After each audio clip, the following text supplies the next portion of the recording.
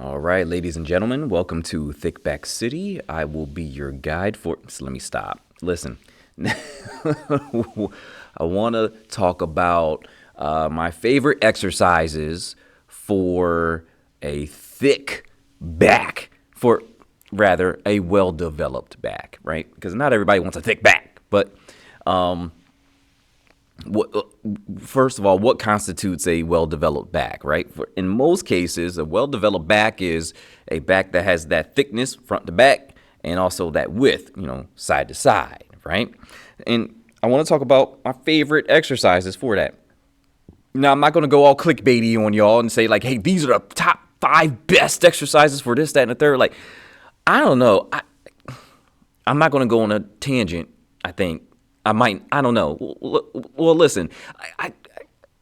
What do y'all see in that? Like, I mean, I get it. It gets your attention and all that fun stuff. But it was just like they'll say the 5 best exercises for developing a back. Like for instance, here developing a back or something like that. And it's just like they're all saying the same exercises. Or they'll say something completely different and off the wall. It was like, hey, no, the best exercise is this. And it's their opinion, right? But they'll put something in that title. They'll say like, hey, this is the best. And I just don't get what like you all would see in something like that where all they're really doing is saying what their favorite exercises are, right? Like my top 20 best back exercises. First of all, most people can't even name 20 back exercises. So what I don't know. Okay, I digress. Anyway, whenever I say my favorite, I do mean just these are my favorite ones to coach, and these are my favorite ones to do myself for reasons, and I'll give those reasons, right? And again, I have this rating system, right? So everything is on or rated on a 1 to 10 scale, 10 being the best of something, and then 1 being the absolute worst. Right, so I rate out the strength, the hypertrophy, recovery, and difficulty for each exercise. Okay, so if this exercise is good for building strength, if this exercise is good for building muscle, if this exercise is easy to recover from, or if this exercise is easy to do. Right, so there'll be a 1 to 10 scale for each of those components there, and so let's get to it, right? To achieve a well-developed back, you need to worry about, like I said that already. So anyway, there are many muscles in the back that you want to develop for a few reasons, right? And the main reasons that I'm sticking to here for this video, I want to talk about how it promotes proper posture, how it keeps you from feeling old, right? Like, I don't know. Maybe this is because I'm in that, like, I'm headed towards that time frame or whatever. But like, I'm not at the point where I get up every morning and I'm like, oh, my back. But I know a lot of people are, right? A well-developed back is also a back that doesn't really hurt that much, right? So, and a well-developed back looks good, right? You want a back that, I mean, those are the main components that I'm concerned about here, right? Like proper posture, right? Less pain, and it looks good, right? Like a back that can blot out the sun, right? A back that gives you something that somebody says hi to you from your back first before they actually say something and look at you in your eyes, right? You want that kind of back, or maybe I want that kind of back. But anyway, that's what we're focused on here for this video, okay? So these are I have a list of 6 exercises here, and I'll give you the ratings of each one, explain what each one is. And the first one we're going to start with is a barbell bent over row. It's honestly, to me and to a lot of other people too, I'll say that it's the ultimate back builder. It's it's probably the best go-to exercise. If you can lift the weight of the barbell, start with that. If you're trying to develop your back, right? And I mean, there are a number of different variations you can do, but I prefer having a double overhand grip and the same kind of idea that you would do for a deadlift. It's kind of a very similar setup here, right? But you want to make sure that you hinge into it a little bit so that your arms are kind of out in front of you a little bit more. And you also want to kind of bend the bar, right? By bending the bar, you're kind of closing that gap in your armpit a little bit, and you want to. It obviously you're not going to be able to bend the. Well, some people can bend the bar, but you're not going to be able to bend the bar, right? But you want to activate all the stabilizer muscles in your arms and in your shoulders. Make sure everything is good. By bending the bar, you're making sure everything is stable, and then you want to kind of get in that hinge position as if you're about to deadlift it, but you're not moving at the hip anymore. You're locking the hips, you're locking the knees, and you're pulling up, and you're trying to get your elbows up and back. So you're like, pow, boom, row. Okay, that's my favorite version of it. Now you see a lot of people, they're a little bit more upright and they're working more of the rear delt. So I'll tell you this: the higher you end up bending, or the higher you end up going in that that bending motion, right? So like you're flexing at the hip and you're down in there. The more you flex, the more you're going to work your back. But the straighter you are, the more you're actually working your rear delt. So you see a whole bunch of people virtually standing up, lifting the barbell like it's almost like an upright row. You know, that's not quite what I'm talking about here, right?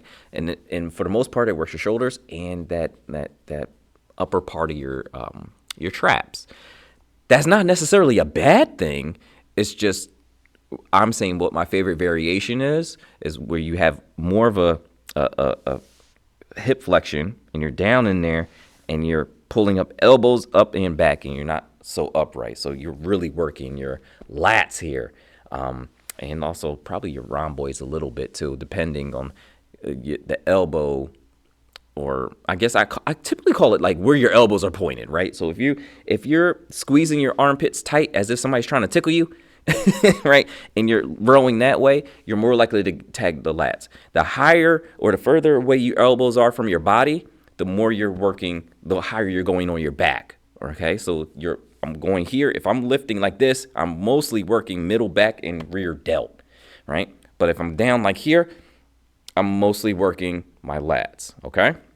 And again, your rear delt will still take over not take over, but it will be active. It's just where you targeting directly. So I prefer the version of gripping that barbell, trying to bend that barbell, keeping my elbows in a little bit more tight, not as loose, not as wide, and then bending over into it and then pulling elbows up high and back. Okay. Now the ratings I give this a 9 on the strength scale because it's a compound lift, right? And obviously your hamstrings, your glutes, your calves, everything else is kind of brought into it a little bit, at least from a stability perspective, right? It's a 9 on the strength. Put up the weight on it. It again is a barbell bent over row. Put some weight on that thing, you'll get stronger, right?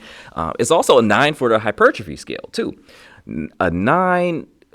So typically, applying more mechanical tension by way of weight leads to more muscle. As a compound lift, you're asking more muscles to take over or to join in, rather not take over, but rather join in, and so that typically leads to more muscle gain, right? But it's also then a 5 on a recovery scale. So it's middle of the road on a recovery scale. Because it's a compound lift, it's a little bit harder to recover from. Maybe muscularly, you'll recover just fine. Nervous system wise, it's a little bit harder to recover from, especially if you're packing on a weight on that thing. And the difficulty, it's not that difficult to do.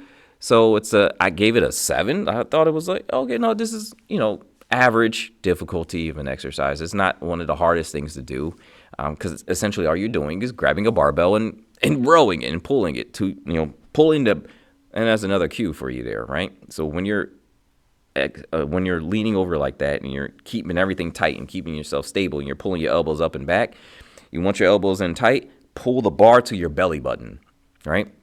Pull your bar to your belly button, and that's ensuring that you work the lats. And that's in particular what I want to work when I'm doing a barbell bent over row of this version, okay?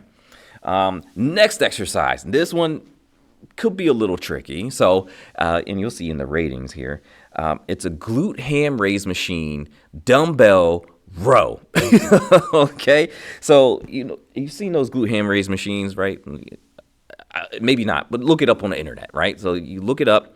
A glute ham raise machine basically works your hamstrings. It allows you to do like kind of like Nordic curls, but on this thing where you have like the rollers or the cushion or whatever is at your hips, and you're basically like bending and then you're pulling yourself up basically with your hamstrings, right? It's kind of like a flat Roman chair, right? So the Roman chair is the one you do all these back hyperextensions on or back extensions on and everything like that. The glute ham raise machine typically is just flat straight across, and you're used to usually working your hamstrings.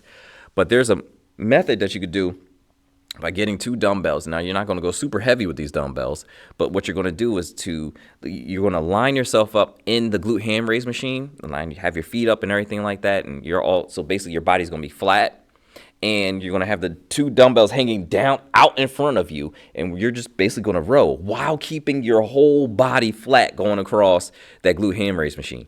Now that one is it's a fun little it's one of my favorite ones because that's one of the ones that works my entire back top to bottom. And of course I feel more of the tension in my lats because I'm pulling, rowing, I'm still keeping my elbows closer to my body, especially to kind of fit inside the glute ham raise machine a little bit. And but it's also forcing my lower back to stay super tight. So spinal erectors are getting tight there. Glutes are actually staying tight. Hams are getting tight. Calves are getting tight. Like the whole posterior chain basically has to stay tight and stable in order to pull this one off. So it's pretty decent in the strength gains. I have it as a 7 here. Only reason I have it as a 7 is because you're not really going to do super, super heavy dumbbells. You could, but for most of the glute ham raise machines that I've seen, there's not as much space to work with in between them, right? So if you have one that has free space there, then by all means, stack up the dumbbells. But it also puts a lot of pressure on your whole posterior chain going all the way up to like your middle back. So it's a little bit more difficult on a strength scale to manage. So I just have it at a 7 there. But on a hypertrophy scale, I have it as an 8. I have it as an 8 because it's a decent muscle builder, right? It's just an overall muscle builder. Again, whole posterior chain. All right. Recovery-wise, it's a 5 because that's not only a compound exercise, it's a compound exercise that forces you to flex more muscles than you typically would. All right.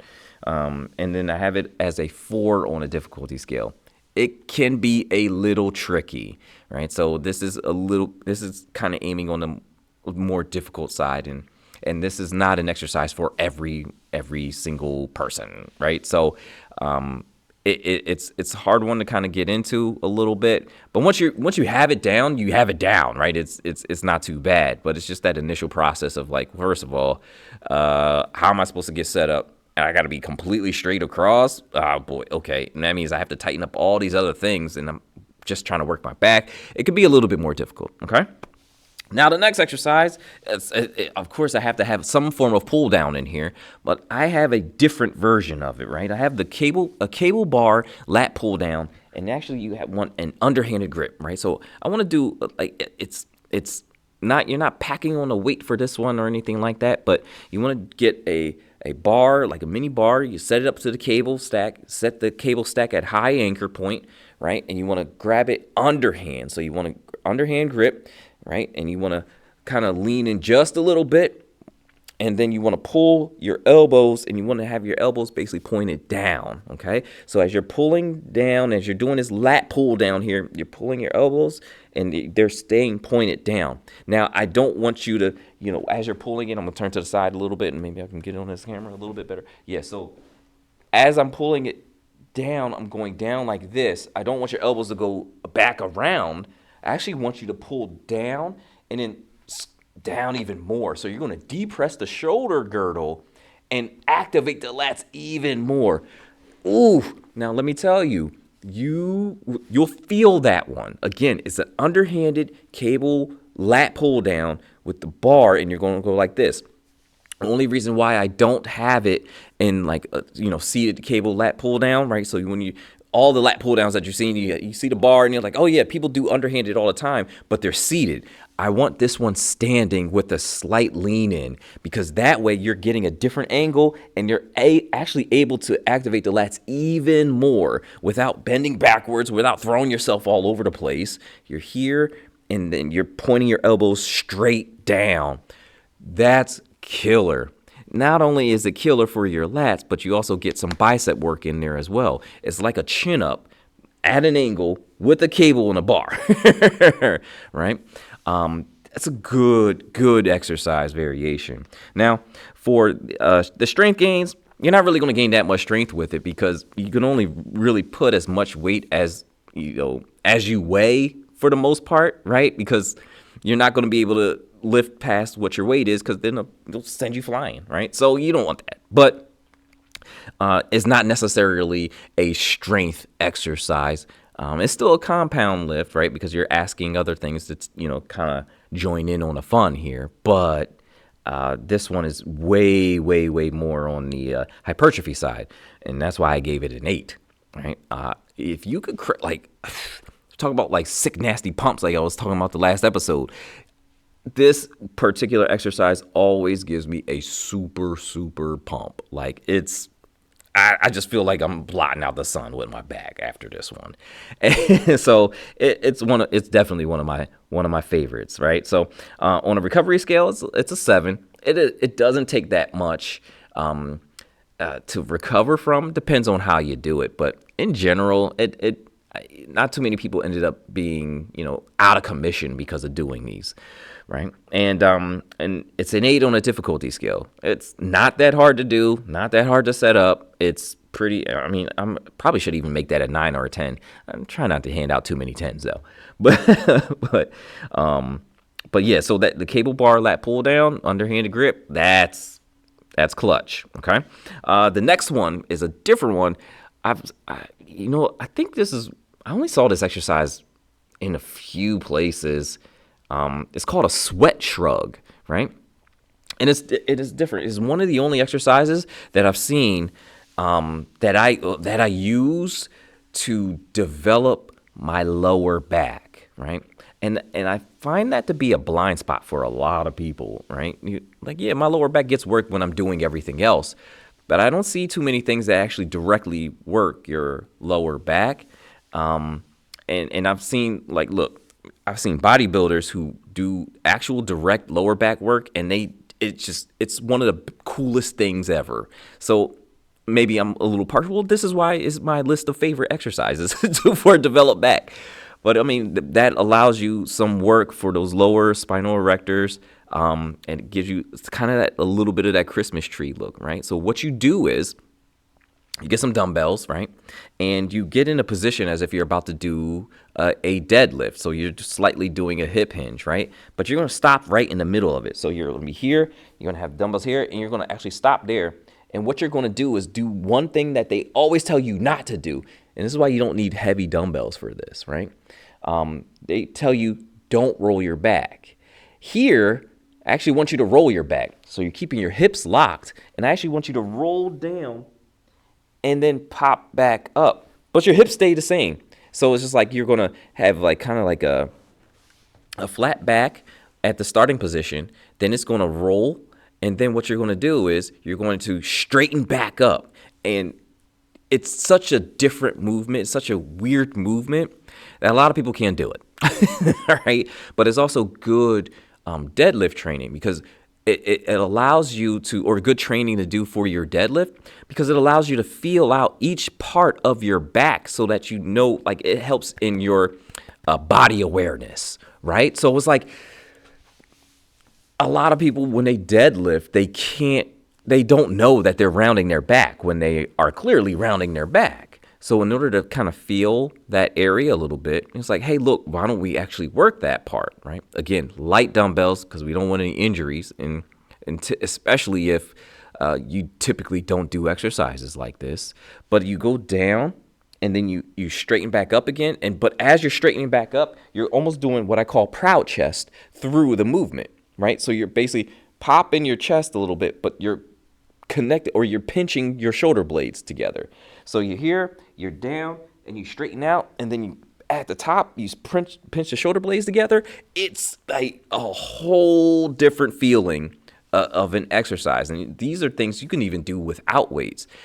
I recommended this to a few clients, and I was just like, hey, listen, just in the middle of the day, lunch break, I want you to try this exercise. Just don't take any weights, don't do anything, but I just want to see how it feels for you if you just do 2 sets of 10 sweat shrugs. And they both came back to me. It was just like, I felt like I've never felt that part of my back before. 1, 2, I didn't know it was so weak, right? And it was just like, I do all of these things with my back, and I didn't know that like I couldn't get 2 full sets of 10. My back was burnt out. And the thing is, was like, and they actually felt like the muscles working. We don't typically work the muscles that way. So I'm gonna stop gushing over this exercise, but I gave it a 6 on a strength scale, and I guess the strength in this one is a little funny because it definitely makes you stronger, but it doesn't require a lot of weight to make you stronger. It's weird because there's like, it definitely makes your deadlift stronger too, because now you have a greater ability to form that stiffness around your core, around your midsection, around your body, and your back, and so all of that stuff allows you to lift more. So it's like a supplement strength exercise. So that's why it's kind of like, it's not smack dab in the middle of the road. It's not 5, it's not lower. So I gave it a 6. I gave it a 7 on the hypertrophy scale because it actually does kind of chisel out the spinal erectors a little bit, and that lower lat area. So that kind of like that Christmas tree look, right? I gave it a 4 on a recovery scale because this is primarily because we typically don't work that area of our back. It is going to get pretty sore because it's just like when you don't work something for a long time and you start working it again, it's gonna be a little painful, right? So it's 4 on a recovery scale, and it's 3 on a difficulty scale. It is kind of tricky. It's kind of tricky, especially if you don't have that feel. So this one takes a lot of practice. Okay. Let's go to another one of my favorites, T-bar rows. I love T-bar rows. Love them. And there's one variation in particular. I love T-bar rows with a V-bar, right? So you know those little not triangle bars, but one of those V-bars, they have handles on both sides and you can grip it like this, close grip and everything like that. And it's just, you could just basically set the bar in the V-bar and you can kind of do the T-bar rows from there. I wonder if they're actually called V-bar rows. So you could basically set up there's a machine. They have a machine for it. Basically, it's like, or you could just if you have a landmine and you have a barbell, put the barbell in the landmine, and then you have weights on the opposite side. And basically, all you're doing is you're standing above the weight and you're pulling the weight and you're rowing this way. And it's kind of coming up at an angle, kind of like this, and going to basically you want to pull to your chest, right?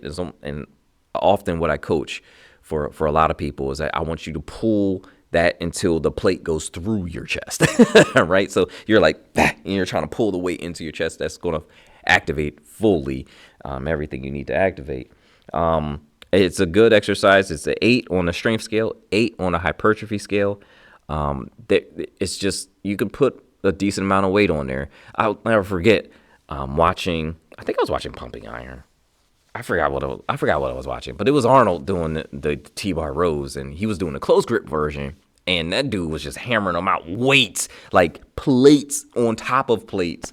I've seen, oh man, now that reminds me of Ronnie Coleman doing the same thing. Lightweight, baby. And he just, there's like 20 plates on there, and he's just, I guess I really like that exercise, but it's really good for both strength and hypertrophy. Okay, it's 5 on a recovery scale because of that, though, right? If you put that much mechanical tension on your body, it's going to be tougher to recover from, of course. And a 7 on a difficulty scale. It isn't that difficult to get into, and it's not that difficult to do right. So that even might bump up a little bit more.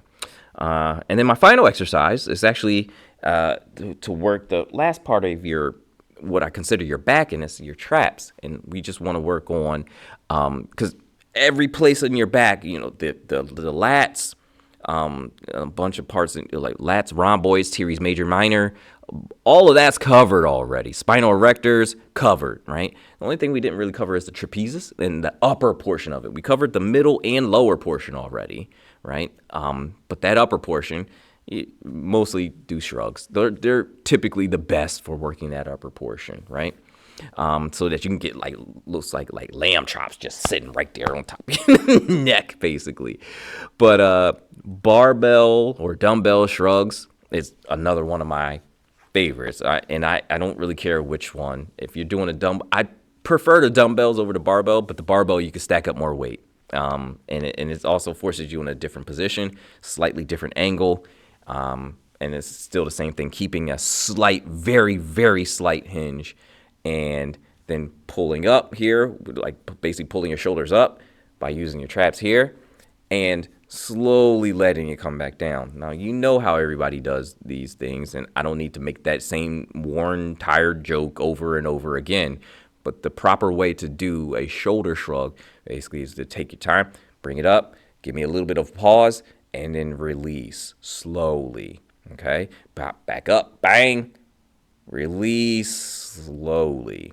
And that's what you want to do. What I give those, there's another 8 here, another 8 for the strength and another 8 for the hypertrophy scale, right? And 5 for the recovery. It's almost exactly the same as a T-bar row. And the only difference is I struggle with this one a little bit. It's not that difficult to do, yet so many people get it wrong. So I'm just going to say a 6 on the difficulty scale here. But it's really not that hard to do. It's not that hard to get into. It's not that hard to perform. I'm not sure of the tendency not to perform it correctly, but whatever. Right? So there you have it. Those are my favorite back exercises. And I'll give you a little secret tip here. If you really, really, really want a well-developed back, come on. Work your chest. Go ahead, take that. Run with it. Now, so mainly being the reason, remember, we work our back, and it helps our posture, and that posture looks good, right? But if you don't work your chest, you look sunken in, and it's kind of a weird thing. It still kind of comes this way. Even if you overwork your chest and it's like there's muscle here, you're still not going to get that sunken in look. You might get that rolled shoulder look or whatever, but it's not going to be sunken in. So you want a well-developed chest also to over-accentuate your well-developed back. Okay? So, and also, in side note, it also, or side note to the side note, it also helps with symmetry, right? And that's a big thing. That's a part of the aesthetic. That's part of looking good here, right? Not only for just postural reasons, but again, for looking good. So work that chest and that back. Work that chest for that back. Thank me later. So if you like this segment, here's another one for you. Click over here. And if you want the entire podcast, go this way. Click on that one right there. And once again, I appreciate you. All right, you take it easy.